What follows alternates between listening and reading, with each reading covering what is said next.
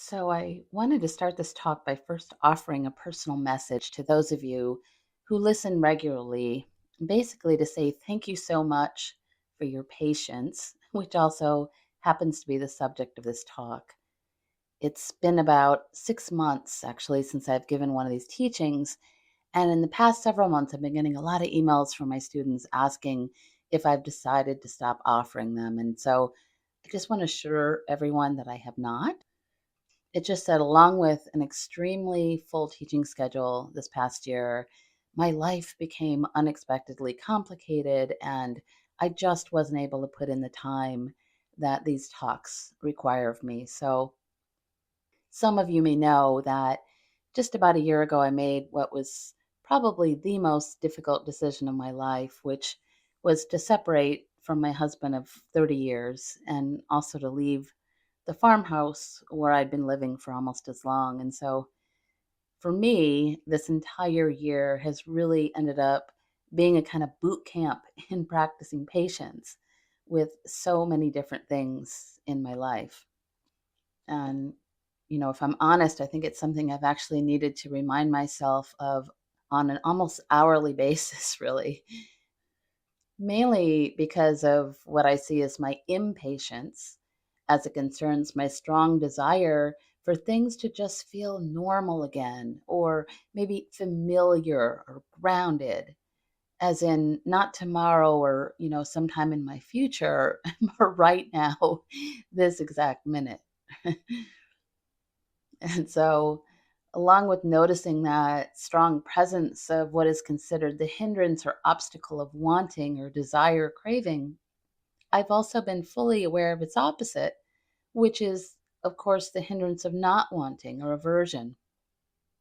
And that hindrance has been showing up in the form of not wanting to experience the very heavy amount of grief and sadness and even fear that this big move has brought up for me, even though I recognize that, this just isn't realistic or even possible to make this big of a change after 3 decades of my life and expect myself to not feel any of these normal, very human emotions.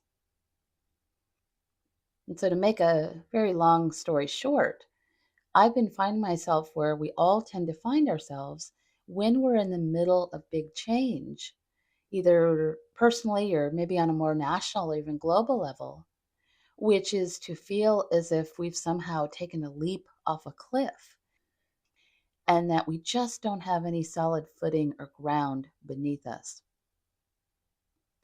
And of course, whenever there's big change or a time when we're either really wanting or not wanting something, it's very natural for us to reach out for something to hold on to or to grasp for something that feels familiar. Maybe something we believe can provide us with some sense of stability as we search for more solid ground. But as the Buddha so wisely pointed out to us, the truth is that the ground that we're searching for doesn't actually exist. And there is truly nothing solid for us to hold on to. In the Diamond Sutra, the Buddha tells us, quote, "This is how to contemplate our conditioned existence in this fleeting world, like a tiny drop of dew or a bubble floating in a stream, like a flash of lightning in a summer cloud, or a flickering lamp, an illusion, a phantom, or a dream. So is all conditioned existence to be seen." And I recognize that this is just one of those truths from the Buddhist teachings that sounds like such a big bummer, right? But it's also something we all can't deny. The fact that everything in this world, including ourselves, is in a constant state of transition or change. Or in the Pali language, this is called anicca, which means change without end, impermanence, change without end. And sometimes I think, wouldn't it be nice just once to be able to maybe press a pause button, right? And have the whole world stop just for a little while instead of waking up each morning remembering that everything is still constantly moving. I've been so behind lately, I've actually imagined that scenario more times than I would like to admit. It's like I keep imagining some time in the future where everything in my life is just going to be completely how I want it to be. And then that's just going to stay that way. My favorite Buddhist nun, Pema Chodron, calls this the dream of constant okayness. The dream of constant okayness. And she said this: it's not impermanence per se, or even knowing we're going to die, that is the cause of our suffering, the Buddha taught. Rather, it is our resistance to the fundamental uncertainty of our situation. Our discomfort arises from all of our efforts to put ground under our feet, to realize our dream of constant okayness. And so the idea here is that because that ground that we're all searching for doesn't actually exist, the Buddha is urging us to use our practice to repeatedly discover, maybe rediscover over and over, that place of ground or balance within ourselves, because that is truly the only place that we're ever going to find it. And again, obviously, we don't do this just once. We do this over and over again as life continues to move and shift and change, change without end. And truly, this is really his whole teaching to us, to show us how he himself finally discovered that sense of inner groundedness or inner steadiness, a quality that he described as unshakable, unshakable. And happily, he assured us that we are all capable of developing this unshakable quality. And in the Dhammapada, he uses the image of our shadow to describe this, as in, once we develop it, it becomes like our shadow, something that isn't separate from us, but it requires light in order to reveal it. This light is considered the light of our awareness. And what it recognizes is that our freedom from suffering arises from letting go of the whole idea of ground itself and accepting the truth that we're always sort of leaping off a cliff. One of my teachers, Jack Garnfeld, once tried to sum up the Buddha's teachings in a few simple words of advice that I like to remember. Jack said, quote, "Everything that has a beginning has an ending. Make peace with that, and all will be well." I'll repeat that.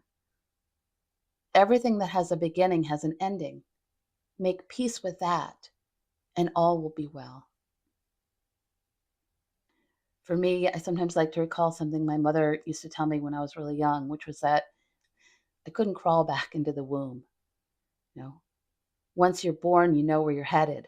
There's no going back.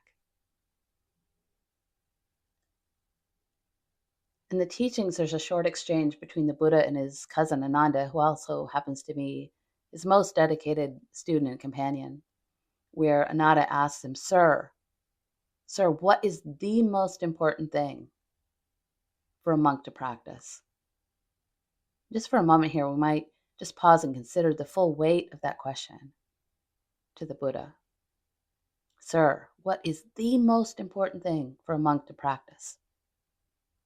The Buddha's answer was just one word, which was khanti, which again means patience. Patience. And I need to confess here, I'm always a little sad that I didn't learn about that short exchange when I first started practicing more than 35 years ago now, because I think it might have saved me a whole lot of time. Because essentially what this means is that through our practice, we're being asked to train ourselves to develop this kind of calm, steady, staying power with everything, with all the situations we find ourselves in, with other people, with life itself. And of course, what we probably all need them to be the most patient with is with ourselves.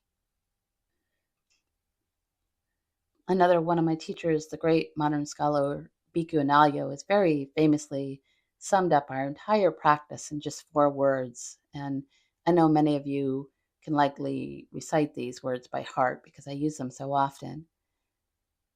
But these are just 4 words: keep calmly knowing change. That's it, our whole practice summed up in 4 words: keep calmly knowing change. And I bring this up because it occurs to me that if we think about it, this whole phrase is really pointing directly at our practice of khanti. In fact, we might even be able to condense Bhikkhu Analayo's excellent 4 word phrase down to just that one simple word: khanti, patience, right? Patience. And this is because essentially what we're being asked to do is to calmly, which means patiently, recognize and know that everything, including ourselves, is constantly shifting and changing. That again, the stable ground that we're all searching for does not actually exist. The Dalai Lama once spoke about the importance of the practice of patience this way. He said, "Patience guards us against losing our presence of mind. It enables us to remain undisturbed even when the situation is really difficult. It gives us a certain amount of inner peace, which allows us some self control so that we can choose to respond to situations in an appropriate and compassionate manner rather than being driven by our disturbing emotions." And I just love that because if we think about it, doesn't it sort of summarize how we all want to be in this world ideally? You know, don't we all want to be that person who is patient and peaceful, self controlled, appropriate, compassionate, undisturbed by life itself? We might even think about the opposite of the person that we want to be. We might think about the qualities of aversion or not wanting, which includes the feelings of frustration, complaint, discontent, bitterness, anger, etc. And I bring this up because the quality of khanti or patience is considered the main antidote to our aversion. It's the main antidote. And our aversion, you might notice, is always pointing to a sense of resisting what is. And by the way, we can also, of course, experience these exact same emotions whenever we're really wanting something, can't we? We can feel irritated, frustrated, annoyed, resentful, jealous, or even rageful about not being able to get what we want, right? And so when we're considering aversion and that vast range of feelings that emotion encompasses, we might remember that aversion is not only considered the greatest threat to our mindfulness practice, but to our ability to discover peace and ease in this life. And that the main, most important antidote for all of it is this incredibly important quality of patience, or khanti, which is spelled khanti, khanti. And so, given this, it can be really helpful to understand how the Buddha described this quality so we can better understand how to start practicing it more. In the teachings, khanti is said to have 3 main qualities, and it's important to remember that these aren't separate, they're all intimately intertwined. And I'll repeat these. These 3 are a gentle or compassionate forbearance, a calm endurance of hardship, and a recognition and acceptance of the truth. A gentle or compassionate forbearance, a calm endurance of hardship, and a recognition and acceptance of the truth. Those qualities. So, with that first quality, a gentle or compassionate forbearance, we might notice 2 main practices that we actually need to apply first whenever we're feeling impatient about anything. These are the qualities of compassion, or karuna in the Pali language, and gentleness, or madhava in Pali, both of which are considered divine qualities of heart. So, what this means is that whenever we're feeling impatient, we almost immediately want to gently and compassionately recognize and acknowledge how hard it is to be faced with whatever we're struggling with. And again, this can be something relatively minor or temporary, or it could be something much more challenging or long term. And especially if we've been sort of flying off that cliff, for you, if you will, for much longer than we expected, we really want to remember to offer ourselves our own gentleness and compassion for the fact that this just doesn't feel good, for the fact that it's hard. And so it might be helpful to know that practicing patience does not mean that we're being asked to like whatever we're feeling impatient about, or maybe the timeline that we might be facing. You know, we are allowed to not like how long it might be taking for us to find some sense of peace or groundedness around that thing that we've been struggling with.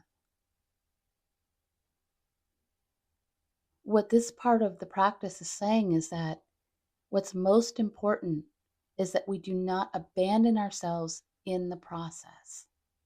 We don't abandon ourselves.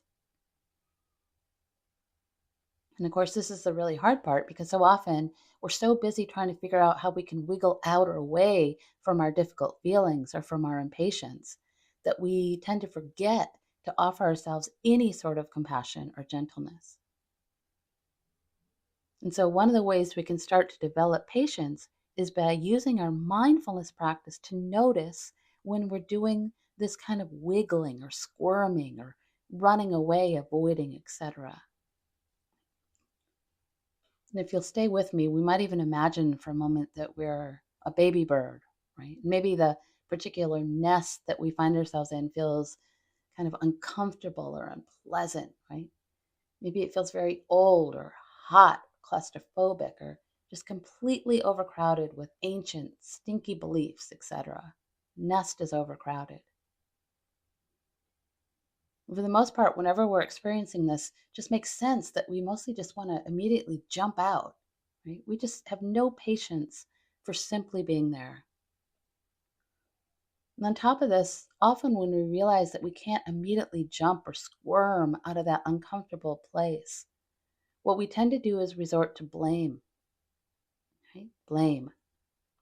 For instance, instead of acknowledging that we're experiencing something unpleasant, we tend to focus all of our attention on finding out who or what is to blame for whatever's going on, for whatever we're experiencing. It's like we have an almost automatic response that involves an underlying belief that somehow, somewhere, someone or something has to be responsible for this. And we usually also have an underlying belief that the responsible party needs to be held accountable in some way, maybe even punished. And sadly, this type of blaming can just be never ending, go on for years and years and years. We might recognize this in the form of beliefs that convince us that I should or shouldn't have, or it should or shouldn't have, or he, she, they should or shouldn't have, etc. As a practice, we might even begin to notice how much energy we might be putting into all these distracting shoulds, maybe by imagining them as bees that are swarming our nest. You know, sometimes when we start to pay more attention to these, we might realize that they really are only a few of these bees or shoulds, not really bothering us too much. But other times we might recognize there's just a whole swarm of them buzzing around, stinging us over and over again. Especially when we're blaming ourselves, this can just make whatever we're feeling that much more painful. Either way, though, whenever we can use our mindfulness practice to finally catch one of those bees, if you will, it can just feel so satisfying to more clearly see how we've been distracting ourselves with our shoulds. We might even imagine ourselves saying something like, aha, I gotcha, when we can finally see what we've been doing. So this is one of the ways we can use our mindfulness practice, which is to really become much more aware of all the ways that we are in some way trying to jump out or maybe away from that uncomfortable place. Again, by either running, avoiding, distracting ourselves, or trying to focus on who's to blame. On the other hand, we also want to become more aware of all the ways our impatience might be showing up in the form of trying to jump in, to jump in. So, for instance, we might notice that we want to jump in and fight like hell with something, or we might immediately want to jump in and try to defend ourselves. This jumping in might also express itself in the form of trying to somehow prop ourselves up because we just have no patience for losing any egotistical ground, if you will. Another way this jumping in can show up is in the form of immediately trying to fix something, like right now, right? Instead of calmly, patiently enduring whatever it is we might be feeling or believing.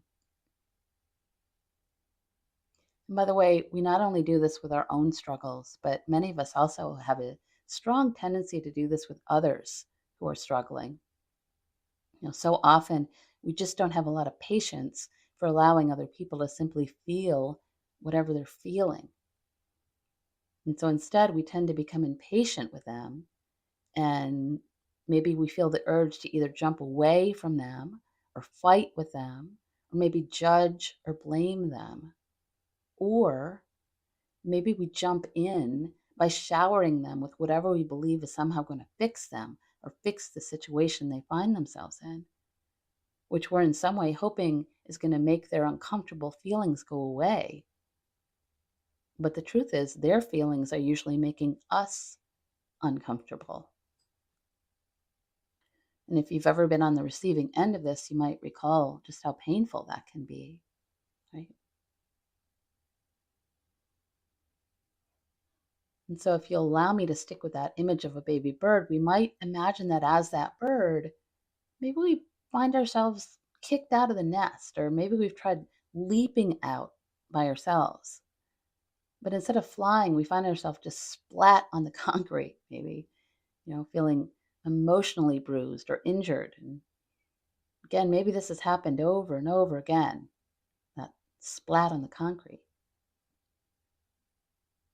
In any case, again, whenever we find ourselves here, we might imagine that the gentle or compassionate forbearance part of our practice is like a kind person who might lean over and very gently hold or cradle us in some way and offer us some kind words of empathy, understanding. Maybe they help us to stand and steady ourselves and maybe even return us to the nest to try again. In the Tibetan Shambhala tradition, which is my first tradition, there's actually a wonderful image that I like to recall that describes this kind of calm, gentle, loving patience that we want to offer ourselves whenever we're feeling impatient or when we're experiencing something really difficult, which is that of a mother bird who protects and cares for her young until they're strong enough to fly away. In the Tibetan teachings, this is the practice of, quote, placing our fearful mind in the cradle of loving kindness. Placing our fearful mind in the cradle of loving kindness. And what's important to remember here is that when we're doing this, we're asking ourselves to really be both the mother and the baby. So we not only want to offer ourselves our own gentle care and patience, we also want to actually allow ourselves to truly rest and receive that gentle care, which, as we all know, can often be one of the most difficult parts of this practice, right? To actually do that. This type of gentleness or madhava is so important because it is said to come out of a sense of compassion, care, and also deep respect. Deep respect. In the Zen tradition, there's a great description of how we can apply this kind of gentleness and respect. This is from a story about a man who comes running into a temple where a Zen master is seated. And in his rush, this man sort of haphazardly and loudly throws his shoes off right before he bows at the master's feet and asks him, "Master, please teach me about the Dharma." And in his very calm and patient way, the master replies, "Okay, I will, but first, you need to learn to respect your shoes. How we take care of inert objects reveals the state of the mind. This madhava, or gentleness, is a disposition of the mind. When someone has this state of mind, all their actions have this quality. All their actions have this quality." So, as we continue, we might again imagine that we've just been very gently picked up and placed back into the nest, and we've offered ourselves our own compassion and gentleness. But now maybe we're just feeling totally exhausted or confused or frustrated or maybe even hurt, emotionally or physically or both. And we really just don't want to be in that nest again. Again, we're averse to it. What we want is just to fly the hell out of there and be free. But if we try to leap out in the same way that we did before, it's very likely that we're just going to get hurt again in the very same way. Right? So it's actually really important for us to stop and rest here for a while and take care of ourselves before we try again. And so whenever we find ourselves here in this place, feeling stuck and impatient with these feelings that we really don't want to be feeling, it can be helpful for us to remember the quality of patience that involves, quote, "a calm endurance of hardship." And with this particular quality, I really want to stress that this endurance does not mean that we're being asked to be passive. Okay? We aren't in any way being asked to stuff anything or grit our teeth and bear it. We are also not being asked to put up with anyone else's bad behavior. And we also aren't being asked to just kind of give up in despair or not try again or not do or try something different. Okay? What we are being asked to do is to just clearly recognize what's happening and nurture a real acceptance of it, to honestly recognize the situation that we find ourselves in. We might even recall that our practice of patience involves a, quote, recognition and acceptance of the truth, which means that we're being asked to accept our experience as it is with all its suffering rather than how we want it to be. So whenever we're feeling impatient with a person, situation, or even ourselves, we might notice that there's usually a gap between what is and how we want it to be. It's our classic ongoing battle between craving and aversion, wanting and not wanting, or maybe between our hopes and our fears. And as the teachings show us, it's not our wanting or not wanting that really causes us to suffer.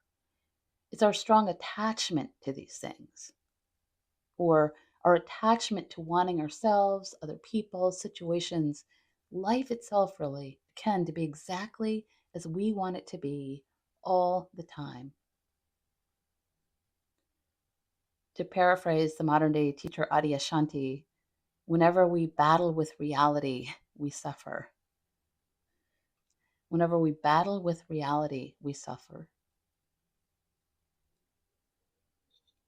In the Buddhist teachings, there's a classic teaching story called the parable of the two arrows that points to the pain of our impatience, where the Buddha describes what happens to us when we don't want to be with the ache of whatever's happening. In this parable, when something unpleasant happens, that's the first arrow, and we feel the sting of it, the ouch.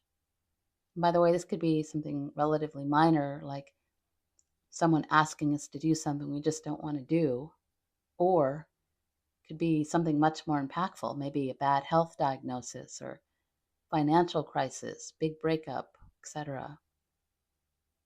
In either case, the first arrow is the sting, where we're simply recognizing, okay, this is it, right? This is it. This is a moment of suffering. I'm experiencing something unpleasant or painful or upsetting. Right? This is it. The second arrow is the one we stab into ourselves, maybe over and over again. This includes all of our commentary and stories and beliefs about what's happening, along with all the ways we might automatically be reacting to whatever's happening, maybe in unskillful or harmful ways. And so the idea is that the first ouch, that first arrow, is usually completely out of our control and unpredictable. We really have little control about how, when, or in what form it will arrive, or how we really react to the initial sting of something. It's just automatic. Something happens, someone says something, and we feel a sting, and ouch, right? Ouch. But how we experience that second arrow, it's really up to us. After that first arrow, we get to decide how many times we want to stab ourselves again, and in what way, and for how long. There's a very common Buddhist phrase that relates to this story, which is pain is inevitable, suffering is optional. Pain is inevitable, suffering is optional. And so part of this calm endurance of hardship, part of patience, means that we need to first become willing to gently and compassionately be with the ouch of that first arrow as it arises and passes, while also becoming patient enough to take a good hard look at all the ways we might be stabbing ourselves with that second arrow. One of the very best mindfulness tools that I know of that is so helpful for discovering this kind of patience is a practice that involves the acronym STOP, which has often been called the sacred pause. I actually really like this practice because even though it's not always easy to do, it's actually really easy to remember, right? Especially if we can remember that the first letter S is simply asking us to stop. And of course, the hard part about this initial step is that it's asking us to first recognize our need to stop, to notice that we've been struck by some sort of arrow, or maybe to recognize that we're bleeding. You know? For instance, maybe the arrow is giving us just a minor scratch. It still stings, and we still want to acknowledge it and offer ourselves our gentle compassion for experiencing the scratch. But we can recognize it's just a scratch. This is temporary, not so big, not so significant. What I find interesting is that it's the times that we most need to stop and recognize that we're bleeding, maybe a lot, that is also the exact time that we just don't allow ourselves to stop or pay attention because it can just feel too overwhelming to do that. And as you might imagine, of course, this is exactly where we tend to start either jumping in or out, right? So that's the first step. And it can be really monumental to simply recognize this need to stop. So the second part of the step is to actually do it, right? To stop. And here we might literally physically stop or pause, close our eyes, maybe even place a hand on our heart.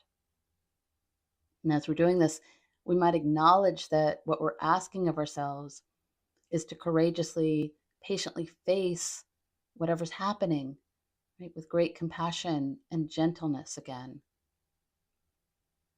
And because this can so often be a real challenge, the next step can help us to stay with this. And this is the T in stop, which stands for take a breath. And honestly, sometimes just one simple breath can help us with this, to stop. Especially in an argument, for instance, or when someone has just said something really rude, right, or challenging. Just one breath can often save us from doing or saying something we just can't take back. You know, In fact, one good, long, conscious, compassionate breath might even stop an entire relationship from crumbling. And so, to continue after we've stopped and taken a breath, our next step is the O in stop, which is another really difficult part because it involves opening up to the ouch, really allowing ourselves to feel it finally and stop avoiding it. And for most of us, this is almost always that step that we just want to pass over or jump over or just get away from. It's exactly that place that we've been avoiding. But this step of allowing ourselves to truly feel whatever it is that we're feeling is actually the most important step. Because the truth is, we can finally allow ourselves to stop stuffing or avoiding whatever it is we've been feeling and allow ourselves to more clearly see it and feel it. This is where we find the possibility of freedom, that place where something new can finally emerge. It can really sometimes feel like just a breath of fresh air. The way I often like to describe this is to imagine what it might feel like to hold a beach ball underneath the ocean, maybe for a few hours, a day, a week, or even years. How much effort, right, that would take to hold that beach ball down. How absolutely exhausting that would be. And to sense what a relief it would be to simply let go, to let it rise up to the surface and be seen.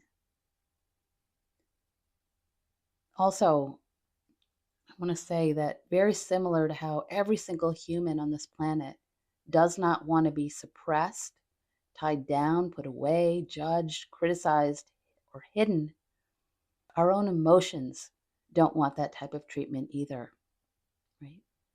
Our emotions want our kind, compassionate, loving presence and attention. They want to be acknowledged and seen and heard and to be able to express themselves. And of course, just as we wouldn't want other people to act out on their emotions, we also don't want to allow ourselves to simply act out of our emotions, especially in harmful ways. What we do want to do is to simply acknowledge them and feel them and really listen to them. Because if we can really allow this, the truth is that they always, always have something important to say to us and to teach us. And as we all know, when we don't do this, when we don't listen to our emotions, they have a tendency to stick around, right? They keep showing up again and again in all sorts of unpleasant and unwelcome ways until we finally have the courage to stop and sit down and just listen to what they've been trying to say or tell us. And so that's the O in stop, to open up to the ouch, or maybe to open up to the ocean. Once we've allowed this, and can more clearly see that beach ball, if you will, this is where we can now use our mindfulness practice to actually question whatever it is that we've been telling ourselves about a particular situation or about ourselves, right? To see these beliefs much more clearly. Which leads us to the last step in the stop process, which is the P, which stands for either proceed or park, which, by the way, is also an excellent option sometimes to just park. In fact, making the choice to park is often a good sign that our patience is actually working. When we can very consciously choose to wait or to maybe not do anything at all. The Swiss scholar Marie-Louise von Franz once wrote that, quote, "Sometimes, without anything being done, things change and become better. There is a natural process of growth, of maturing and transforming in the psyche. There are such situations where one has to wait, and non-interference is the healing factor. Non-interference is the healing factor." So if you'll recall the parable of the two arrows and the truth that we only have control over that second arrow, how we respond. this final part of the stop practice is exactly where we now have this choice, right? It's where we get to consider, all right, if this is it, what is the wisest, most compassionate response to this situation, this person, or even to myself? What's next? And to go all the way back to the beginning of this talk, the point is that we're not going to be able to get here to this place of being able to choose until we can actually allow ourselves to rest in our nest, if you will, and practice being patient with whatever it is that we're feeling. Which, again, to summarize, means that we are agreeing to face and be with whatever we're struggling with, right? With a gentle and compassionate forbearance, a calm endurance of hardship, and a recognition and acceptance of the truth. Okay, so just to end finally, I thought I would invite you into a brief meditation that involves this practice of stop. And so if it's available to you, you might go ahead and find a comfortable seat to set down whatever you might be holding. Set that up for yourself. Find a comfortable posture. If you're out walking, you might sense into your body by sensing the bottom of your feet on the ground. Sense the movement of your body through space. If you're driving, you can go ahead and notice your hands on the wheel, feeling of your seat on the cushion, getting that sense of connection to the body. And for all of us, maybe taking a nice deep inhale, filling the lungs, a slow exhale, letting go. Maybe a couple of rounds of those deeper breaths on your own, just to start to tap into the body, this moment, your breath.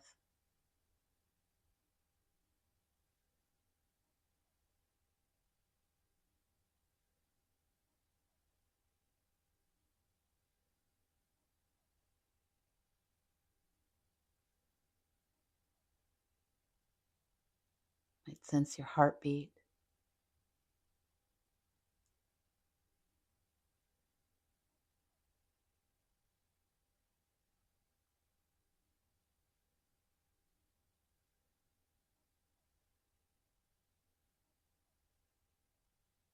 Might notice sound.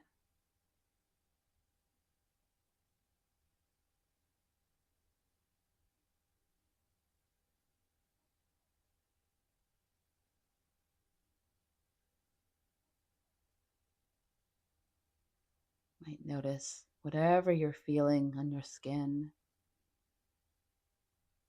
Sense of touch. Still aware of the breath.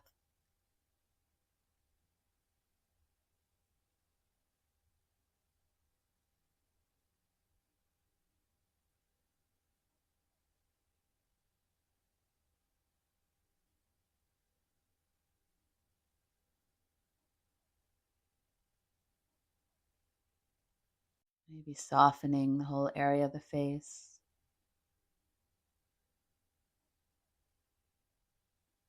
Forehead smooth.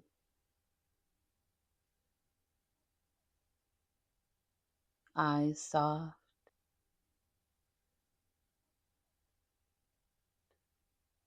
Teeth slightly parted so the jaw can relax. Still aware of the breath.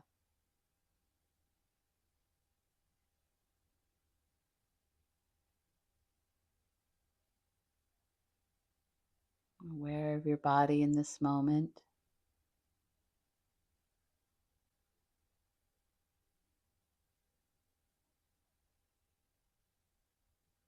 Maybe dropping the shoulders, letting the shoulders be soft.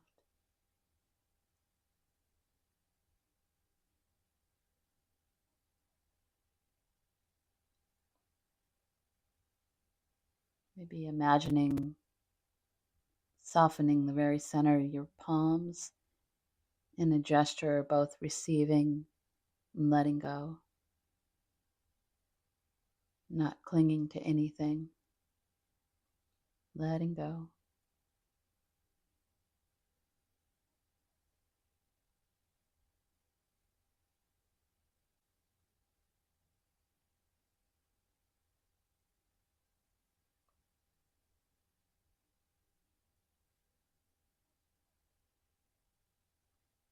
Maybe allowing your breath to just feel natural in the body now. And if there's still control, no worries at all. Just noticing the inhale and exhale, this moment, right now.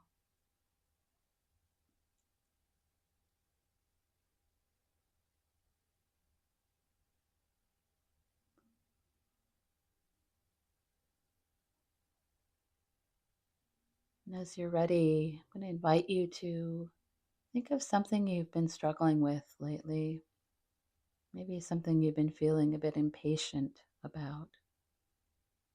Could be impatience you're having with another person, a situation, or even yourself. Think of something you're feeling impatient about. Let that be here with you. And if you'd like, you can place your hand on the heart, or both hands on your heart, or one hand on the heart, one hand on the belly. And maybe really invite yourself to stop and pause and acknowledge this impatience. Acknowledge that it's here.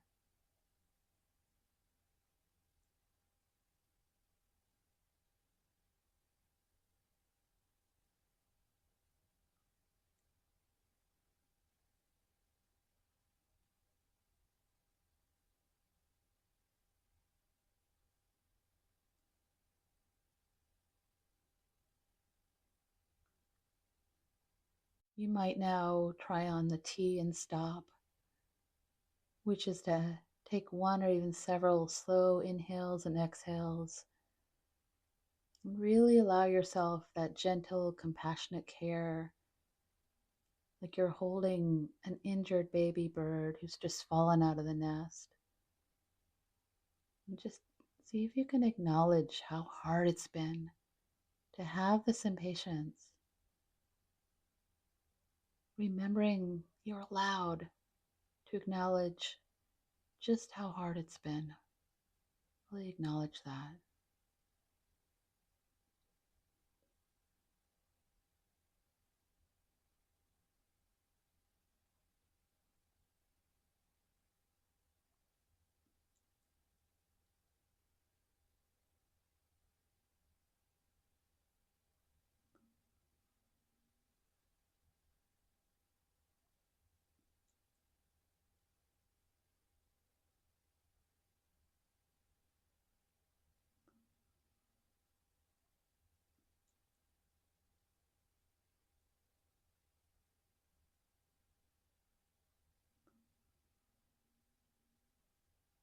As you continue, you might try on the O and stop, which is to open up to the ouch of it. And notice what this impatience has been saying to you, what you've been believing, or maybe how it's been manifesting in the mind, body, and heart. What are you believing? And just listen without really changing it. Just let it be, listening.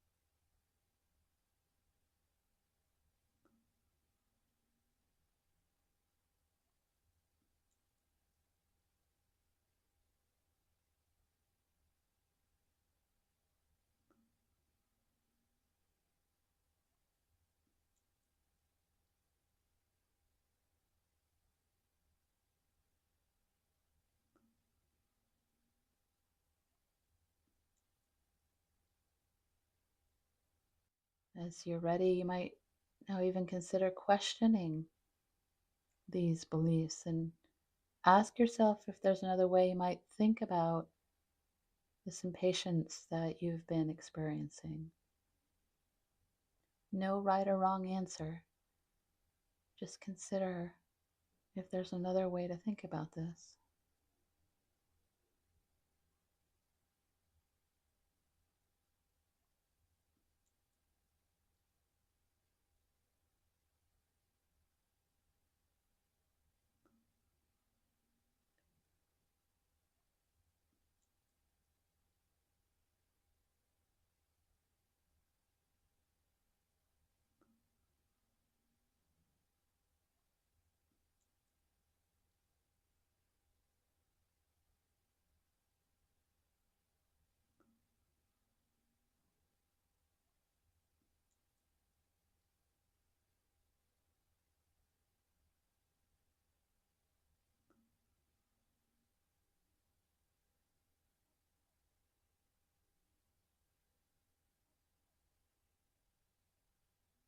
As you're ready now, you might even try on the last part of the stop practice, which is to consider if you want to proceed or park and how you'd like to do that. What is the wisest, most compassionate response to this person, situation, or even to yourself?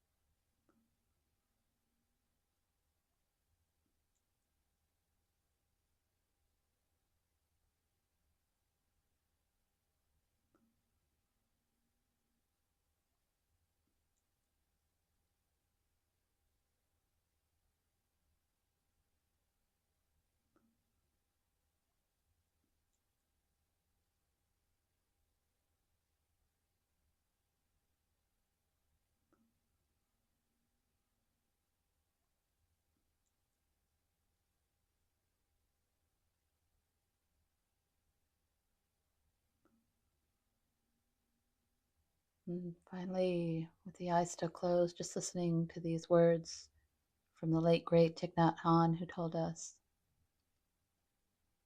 to meditate does not mean to fight with a problem. To meditate means to observe. Your smile proves it.